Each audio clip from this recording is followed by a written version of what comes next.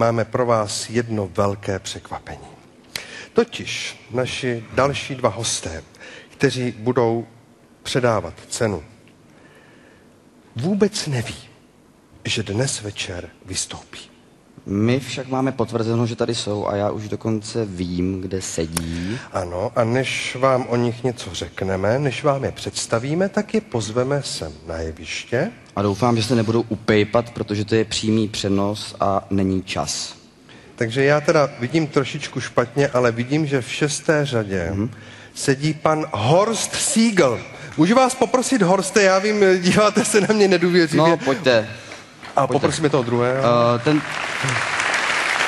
A Pavel, no vy, kukačka, Pavel Kuka, pojďte, máte to blíž, pojďte. Já samozřejmě chápu. Není čas, pojďte. Já samozřejmě chápu, že jste zaskočeni, ale vysvětlím, o co se jedná. My jsme se rozhodli s Pavlem, že dnes večer bychom se chtěli zamyslet také nad tím, co nás strašně trápí, a to jsou neustále vulgarizmy, nevraživost a vzrůstající násilí mezi skalními příznivci a fanoušky pražských S, ale nejen mezi nimi. Proto jsme se, chlapci, teď pozorně poslouchejte, rozhodli se inspirovat jednou krásnou... No, v pořádku jste. Ne, samozřejmě, teď mě poslouchejte, potom si řekneme. Přejde možná. Smích přejde.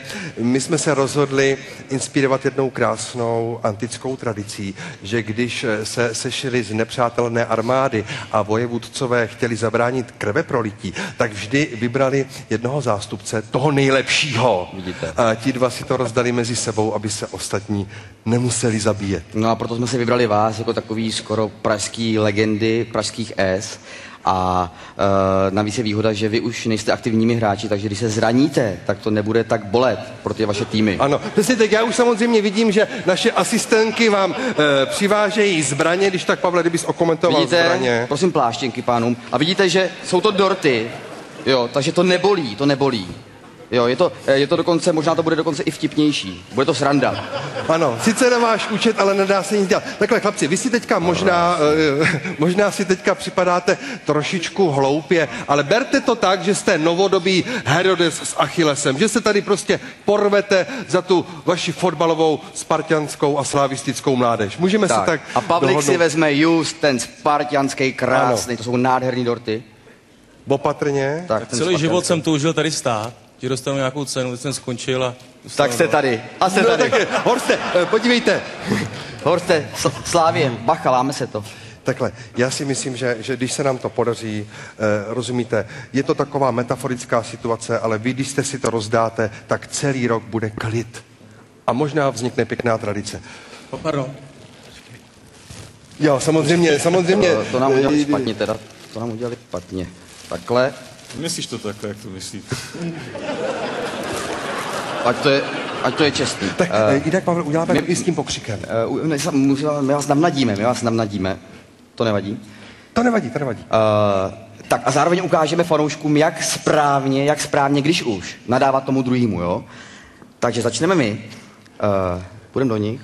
Sparta, uličníků parta. Pojďme. Tak to naštvem. Sparta, uličníků parta. Tak a samozřejmě mi odpovíme, je to trošičku delší, ale to jednoduché, známe, kdo to je, kdo tu ligu ničí, je to pražská Slávie, pruhovaný fotbalisti. Jo, takže pojďme. Kdo to je, kdo tu ligu ničí, je to pražská Slávie, pruhovaný fotbalisti. Tak, a šup, pojďme do sebe. Pojďte. To Nebojte, máte... Ne, on je to schopný. Ne, takhle, my jsme samozřejmě s tím počítali. Dobrá, přitvrdíme. Chlapci, berte to tak, že teďka já jsem Horst Siegel a Pavel je Pavel Kuka. My vás trošku rozparádíme. Pavliku, co? Já mu to vyřídím. Horste, Pavel ti vzkazuje, že celá Sparta má jít i s Kvašňákem. No tak samozřejmě já tady samozřejmě musím připomenout, to se říká velmi oblíbená historka ze Sparty, že vždycky, když je to tak Slávie prohraje, tak má takovou tradici. Dělal to i Bican. Fuj. Teda fuj. Tak co, tak pojďme. Šup a teďka pojďme. už jsme na mladění, tak šup dorta. Je to pořád Ne, tak nejde jim to. No tak to jsme počítali s tím předvedíme, budeme osobní. Dobře. Já jsem Pavel Kuka, jakože jsem Pavel Kuka, jo. Já bych se vás chtěl zeptat, si tykáme, já bych se tě chtěl zeptat, Horste, kolik máš reprezentačních startů? No tak samozřejmě, mě by strašně zajímalo, Pavle, jako já se tam Horsíkl, kolik ty máš přesně těch titulů ze Slaví, teď nevím. Kolik jich je? Šup, dorty? Co? Nic? Přitvrdíme. Jdeme. Já bych se chtěl zeptat, za kolik ty běháš 100 ty rychlíků? Ne, nevadí, tak nás by strašně zajímalo, na Spartě si říkáme, prej, že se bude stavět ten stadion, to je opravdu vážně na té Slávě konečně. Šup, nic. A co ta penalta proti Bordeaux, teda to byla halus, teda to ti povím. Šup, nic. Kolik máš gólů v Bundeslize? Ale tady máme, pojďme. Dobrý, díky. Kolikrát jsi král střelců, ale pojďme na to. Dobrý. No a pojďme na to, dáme to, pojďte, do Dorty nic, tak jdeme, opravdu půjdeme do Bolavýho. Jak jsi odcházel se Sparty tý slavný, to byla ta fanfára, to byla Prosím fanfára. tě, co to bylo, ty kanonýre slavnej, co jsi to tam zahodil v tom Bělehradu, co jsi to tady pospěl. A už jsme na vedení a 3, 2, 1, teď, na Mikulášskou. Prdi mu to.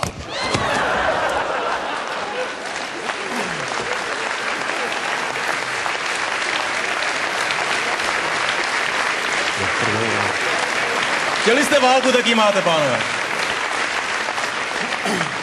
Jak jste zasili, no tak... Tohle jste podělali, pánové.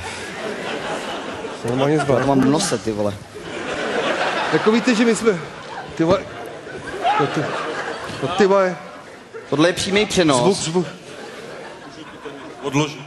No, tohle je Ale víte co? Tomáši, mluvíš teďka ty? Ne, já mám nápad. Hele, já mám nápad, normálně nápad. Já nemůžu dejchat. Ne, v klidu. Nikam nechoďte. Pojďte sem za náma. My se musíme jít dát dohromady, jo. Možná jste si nevšimli, ale my ten přenos máme moderovat až do konce. Takže půjdete pěkně sem. Tady jsou texty. Rozhoďte si to mezi sebou, jak chcete. Přečtete si o sobě curriculum vitae. Jasně. Potom si pozvete sponzora. Jasně. Přidáte cenu, vyhlásíte to. Pojďte, Pojďte sem, jako opravdu to myslím, pojďte máte, to sem. není žádná strana, no Hrdinové. to přidáte. A jenom takhle 10 000 pokuta, když zkomolíte sponzora, jo? Tady to máte, tady si to, rozdělte si to, jak rozhoďte chcete. si to, tady se čte, jo, odsaď, kurikulum víte a dělejte, jo? Jakou si Tady, jo. Já vím, Pavla jsem moc. Ty vole, mají tady manželky, tempo. mají tady manželky, tak ty vole. Pavel Liška, je ten dort aspoň dobrý, chlapci?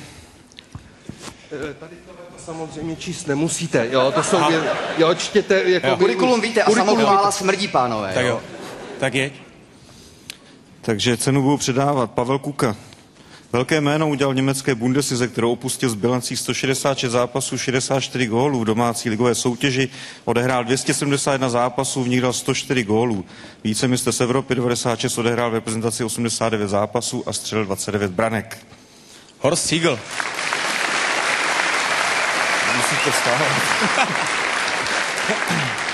Horst Siegel 18 let trápil prvoligové brankáře, ve 440 zápasech nastřílel 176 branek, 10krát vyhrál ligový titul, 4krát se stal králem ligových střelců, v reprezentaci během 23 utkání střelil 7 branek. A jakých? To tam není. To nevadí.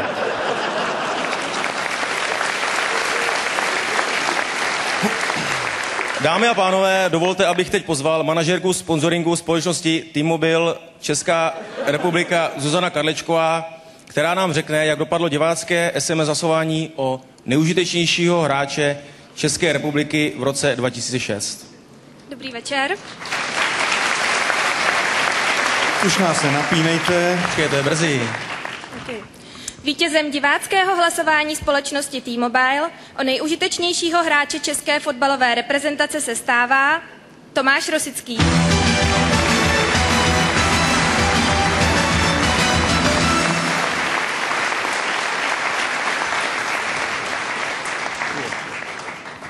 To bychom měli asi udělat rozhovor nebo něco. No rozhovor, pánové, dělejte. Máte rozhovor, ano. Máte na to minutu, jo? Vypadáte dobře. Pánové, máte na to minutu. Gratulace. Hrdinové. Tady máš mikrofonek. No? Mám říkat? My taky nevím, co se máme zeptat.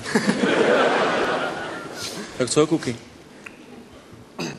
Máte půl minuty, jo? Tomáš nic neřekl ještě. Dobře, tak se ho třeba zeptejte, co pro něho ta cena znamená, že to je divácká cena, jednoduchá otázka. Mě jenom napadá třeba teďko, víš, co dělal třeba Tomáš v 91. když jsme s Horstem rozdávali radost za nároďák. Ale Kolik ti bylo třeba? Tak... Už stejně tečeme, dejte se mikrofony, vy jste zkazili celý večer. My mnohokrát děkujeme předávajícím. Děkujeme vám, pánové, hrdinové. No.